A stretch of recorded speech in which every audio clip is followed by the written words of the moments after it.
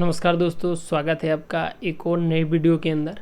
आज की इस वीडियो में हम बात करेंगे कि अगर आपका अकाउंट फ्रीज हो गया है या फिर आपके अकाउंट पे लीन लग गया है या फिर आपके अकाउंट पे साइबर की कंप्लेन है, तो वो कंप्लेन क्यों लगी है और उस कंप्लेन को आप कैसे रिमूव करा सकते हो, अपने अकाउंट को कैसे अनफ्रीज करा सकते हो। इन सब चीज़ों के बारे में डिटेल से हम डिस्कस करेंगे। सबसे पहले हम जानेंगे फ्रीज क्या होता है।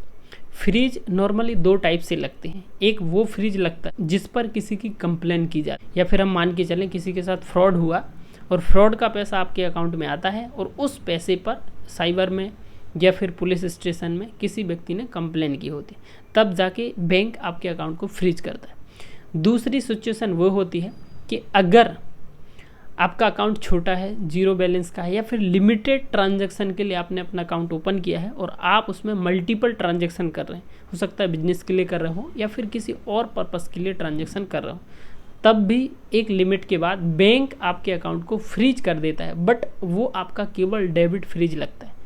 उसको आप इजीली अपने बैंक से कॉन्टैक्ट करके अगेन KYC करके सारी चीज़ों को फॉलो करके अपने अकाउंट को अनफ्रीज करा सकते हैं। दूसरी चीज़, अगर आपका अकाउंट किसी ऐसी इलीगल एक्टिविटी की वजह से फ्रीज हुआ है जिसमें साइबर पुलिस की कंप्लेन है या फिर आपने किसी प्रकार का कोई फ्रॉड किया है, तब जाके आप पूरी तरीके से फंस जाते हैं और इस चीज़ के बारे में आपको पता है, तो वहाँ पर तो आपका अकाउंट अनफ्रीज कभी नहीं होगा।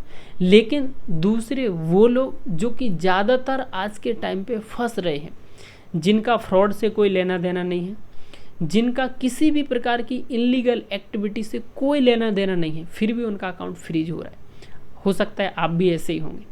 तो अब ये क्यों हुआ है, शायद आपको अभी अगर आपका अकाउंट फ्रीज हो चुका है तो आपको पता होगा, लेकिन फिर भी मैं आपको बता दे रहा हूँ। आप या तो USDT में काम करते होंगे या फिर आप कहीं पर गेम खेलते होंगे। अगर आप कहीं गेम खेल रहे हैं और वहाँ से विड्रॉल कर रहे हैं, अपने अकाउंट में पैसा ले रहे हैं, तो हो सकता है वो पैसा ब्लैक मनी या फिर गेमिंग फंड या फिर फ्रॉड का फंड आपके अकाउंट में आ जाए, जिस पे पुलिस की कंप्लेन हो, तो आपका अकाउंट फ्रीज हो जाएगा।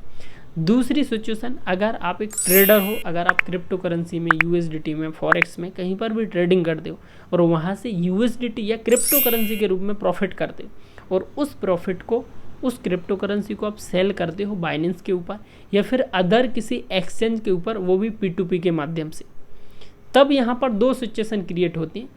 या तो आप अपने लालच, जो आपका एक बहुत बड़ा फैक्टर होता है, जिसको अगर आप अपने हाथ में कंट्रोल करके रखते हो, तो हो सकता है आप इन फ्रॉड से, आप इस अकाउंट फ्रीज वाली एक्टिविटी से बच सकें।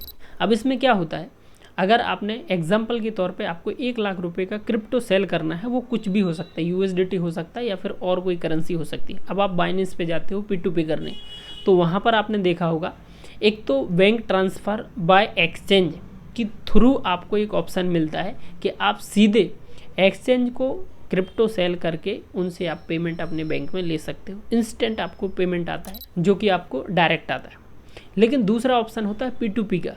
वहाँ पर आप पर्सन टू पर्सन अपना क्रिप्टो करेंसी सेल कर सकते हो। मान के चलो मार्केट में बहुत सारे लोग होते हैं जिनको क्रिप्टो करेंसी चाहिए होता है और आप सेल करने वाले होते हो, तो आप उनको क्रिप्टो दे देते हो, वो आपको पेमेंट दे देते हैं। इस कंडीशन में क्या होता है ना, कि अगर आपने मार्केट की वैल्यू के अकॉर्डिंग क्रिप्टो करेंसी सेल किया, एग्जांपल के तौर पे अगर आपके पास USDT है और USDT का करंट प्राइस चल रहा है 89 या फिर 88, आपने सेल किया 87 में या 88 में या 89 में, और वो भी वेरीफाइड मेंबर को, तो जो आपको पेमेंट आ रहा है वो पेमेंट लीगल पेमेंट है, वो बंदा जेन्युइन है, उसने अपने अकाउंट से अपना लीगल वाइट मनी आपको सेंड किया, आपने उसको क्रिप्टो करेंसी सेल की, मैटर सॉल्व।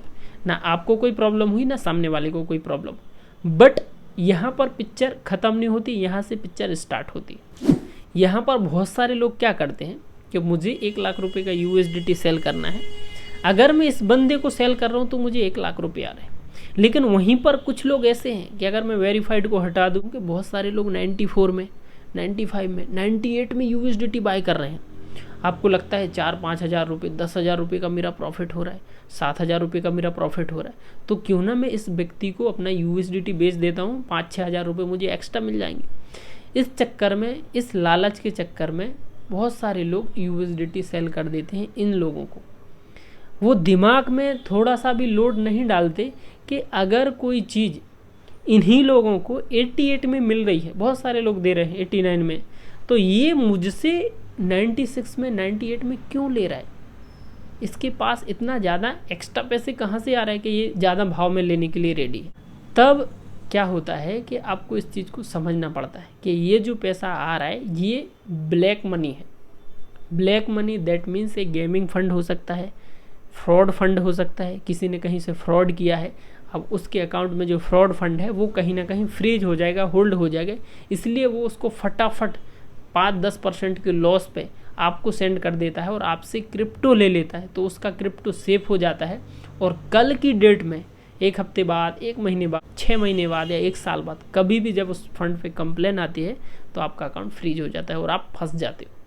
अब यहाँ पर स्टेप हमने देख लिया कि कैसे लोग फंसते हैं और आप फंस चुके हो तभी आप यहाँ पर आए हो, क्योंकि आपका कोई इलीगल एक्टिविटी में कोई रोल नहीं है और आपको अपना अकाउंट अनफ्रीज कराना है। तो आपको क्या करना होगा? सबसे पहले अपने नियरेस्ट ब्रांच, बैंक ब्रांच है, उनसे कांटेक्ट करना है। वहाँ से आपको डिटेल्स लेना है कि आपका अकाउंट कितने ट्रांजैक्शन की वजह से फ्रीज हुआ है, कंप्लेन कहाँ से है, कंप्लेन आईडी क्या है। बैंक इजीली आपको ये डिटेल्स दे देगी किसने किया है। वो डिटेल्स लेके आपको अपने नियरेस्ट साइबर पुलिस स्टेशन जाना है, जो भी आपका साइबर आसपास पड़ता हो वहाँ पर जाना है, उनसे बात करनी है, उनको वो ट्रांजैक्शन आईडी देना है और उनसे मेल कराना है वहाँ पर जहाँ से वो कंप्लेन आई है। उसके लिए आपको पूरी डिटेल्स देनी पड़ेगी, जैसे आपने पेमेंट क्यों लिया, आपने अगर पेमेंट लिया है तो उस दिन का आपको ट्रांजैक्शन डिटेल्स निकाल के देना होगा। उसके बदले आपने जो USDT दिया है उसका प्रूफ आपको अटैच करना होगा उसमें कि हाँ मैंने ये पेमेंट लिया है, इसके बदले में मैंने ये चीज़ सामने वाले को दी है। वो विद प्रूफ के साथ आपको वहाँ पर अटैच करनी होगी। साथ ही साथ आपको एक एप्लीकेशन लिख के देना पड़ेगा, जो भी फंड आपके पास आया उसमें मेरा कोई लेना देना नहीं है, सिंपली मैंने क्रिप्टो करेंसी सेल किया और मेरे पास पैसा आया और ये पैसा फ्रॉड का था, ऐसा मुझे नहीं पता था। तब जाके आपका मेल वहाँ पर दिया जाएगा, वहाँ पर बात की जाएगी। फिर जिसके साथ फ्रॉड हुआ है उसका टारगेट है कि मेरा पैसा मुझे वापस मिल जाए, तो आपको फोर्स किया जाएगा। आपके अकाउंट में जितने अमाउंट आया है उतना अमाउंट आप रिटर्न कर दीजिए, आपका अकाउंट अनफ्रीज हो जाएगा। लेकिन इस कंडीशन में 2 सिचुएशन है। अगर आपने बढ़िया प्रॉफिट किया है तो आप अपना अमाउंट उनको दे दो, जो कि आप डबल पे करने जा रहे हो। दूसरी सिचुएशन ये है कि आप उनको ये चीज़ बताएं कि सर मेरा इस फ्रॉड में कोई लेना देना नहीं, अगर मैंने पैसा लिया है उसके बदले में मैंने क्रिप्टो करेंसी दी है। अगर किसी ने इस अमाउंट के ऊपर कंप्लेन की है या किसी के साथ फ्रॉड हुआ है या कोर्ट में केस गया है तो वहाँ पर मैं ये चीज़ प्रूव कर सकता हूँ कि मेरा इसमें कोई लेन देन नहीं है। तब जाके या तो कोर्ट के माध्यम से आप यहाँ से बरी हो जाएंगे, मतलब आपका अकाउंट अनफ्रीज कर दिया जाएगा, या फिर सेटलमेंट के माध्यम से भी आपका अकाउंट अनफ्रीज हो सकता है। वो डिपेंड करता है आपके बैंक के ऊपर, वो डिपेंड करता है आपके साइबर पुलिस के ऊपर, वो डिपेंड करता है उस व्यक्ति के ऊपर जिसने कंप्लेन की है। उसको आपको रिटर्न में ये चीज़ देनी पड़ेगी। इस फ्रॉड के अंदर मेरा कोई भी इन्वॉल्वमेंट नहीं है। फिर भी अगर इन फ्यूचर आपको कोई मेरी हेल्प लगती है, चाहे कोर्ट में लगती है चाहे कहीं पर भी लगती है, तो मैं वहाँ पर अपने बयान देने के लिए या फिर अपनी बात रखने के लिए सामने रहूँगा। तो इस कंडीशन पे हो सकता है कि आपका अकाउंट अनफ्रीज हो जाए। अब इस वीडियो के माध्यम से सबसे बेटर जो इन्फॉर्मेशन मिलती है या फिर हमें समझना चाहिए कि अगर आपके साथ ऐसा हो चुका है तो आपको इन सारी चीज़ों को फॉलो करना पड़ेगा।